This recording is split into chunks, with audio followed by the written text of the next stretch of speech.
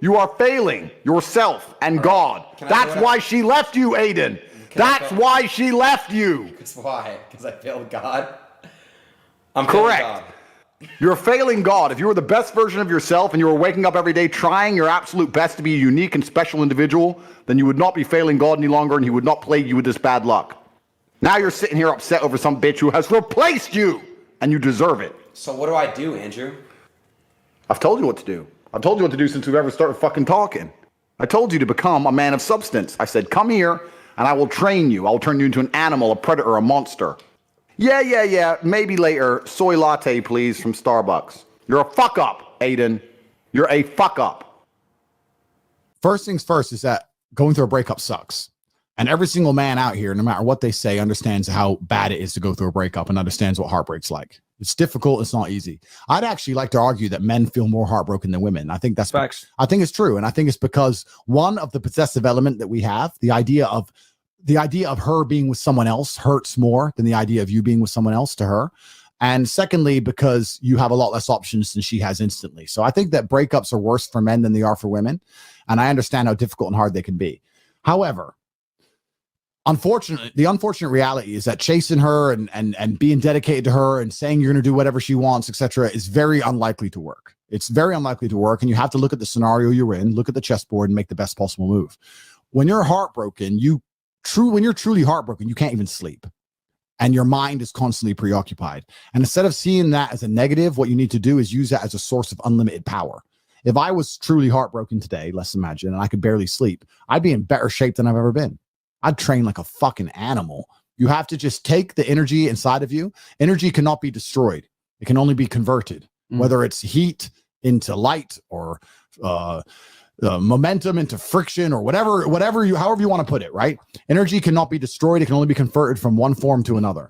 And you have to look at that and understand that the sadness inside of you is energy. You can't destroy it, but you can convert it into something else which is constructive. And you just have to suck it up, buttercup, and get over it. Yeah. And there's no other way to do it. And obviously having an abundance of women makes that easier. But I wouldn't even put it that way. I'd say if you were with a woman and you lost her and you're now lonely and she's going to be moving on and you're absolutely not heartbroken and you're destroyed inside, I understand how difficult that is. But now you have genuine sadness inside of you, which is unlimited motivation for you to become a fucking beast, become an animal. And by the time you're finished becoming an animal, you won't care anymore. So if you really want to cure yourself, you just say, I'm going to get a six pack and I'm going to get bigger arms. And by the time my arms are this size and I have a six pack, then I'm going to think about that bitch. And you'll realize that you don't give a shit about her anymore. That's just the way the world works. The idea that men don't feel emotions is incorrect. We feel emotions. I would actually argue we feel emotions with certain emotions stronger than women. I would argue that we feel heartbreak stronger than women. I would argue we feel anger like a woman could never understand. I would argue we are extremely emotional. Rage, pure rage. But it's feedback. So when you get the feedback, it's all about how you internalize it and how you process it, right? It's having stoicism's not feeling emotions. It's feeling the emotion and going, okay, why is this happening? How much does this really matter? What's the most intelligent move on the chessboard? Chess is a fantastic game because in the game of chess, there's no luck. If you lose, no matter how well you play, if you lose, at some point you made a mistake. Even if it's the most minor mistake, you made a mistake. So you learn to understand that no matter what happens to you, if you lose a scenario, you made a mistake. Maybe it's a tiny one. Maybe it was 2 years ago, whatever, but you made a mistake. And you learn absolute and utter accountability for yourself. And that mentality is extremely powerful to apply to all things in life. The position I'm in now as the most hated man in the world, although I agree and I truly believe it's unfair, I still take complete responsibility for. I'm not going to sit here and say, I'm telling you why it happened when I talk about TikTok, YouTube shorts, but I'm not going to blame them. Absolutely. They're a company making money and they're monetizing the best they can. Fantastic. All of this is my fault. But the Bugatti on my drive is my fault. And the yacht is my fault. The private jet's my fault. So it's all my fault. So I take the good with the bad. I take all responsibility for absolutely everything, including if a woman leaves me, if a woman stays, if I end up heartbroken, if I end up filled with rage, I take responsibility for that. If something happens to me that makes me enraged, I will take responsibility. Why has this happened to me? Why do I feel this way? How did I end up in this position? Any emotion you feel should be converted into positive influence. Yeah, you should do good things with any emotion you feel. I can't. And what else are you going to do with it? And this is a genuine question. Yeah. What else? If let's say your wife breaks your heart, if you're not going to work, You can't sleep anymore. You're upset. She's running around with a new dude. You see her Instagram story. She got some new guy. You're furious and you're angry and you're jealous and you're bitter.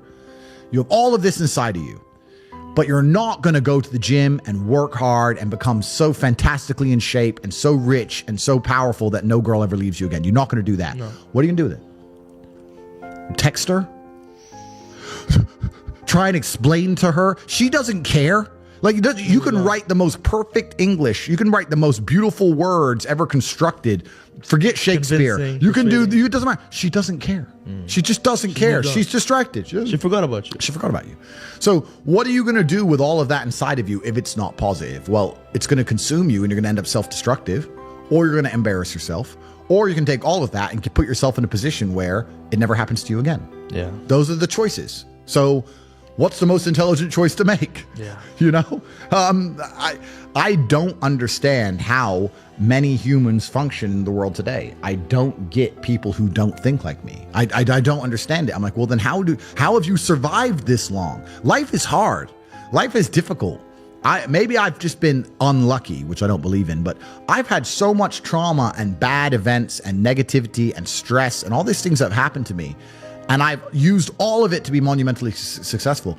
If I wasn't that way inclined with the workload that God put on my shoulders, I'd just be in a ditch somewhere. Yeah. I just would have killed myself by now. Like, I don't understand how people are functioning. If you're not thinking like me and you're going through life with any other mindset, you've been extremely fortunate that God smiled on you and allowed you to sit around most of the time doing jack shit, and you have yet to be punished for that. Yeah.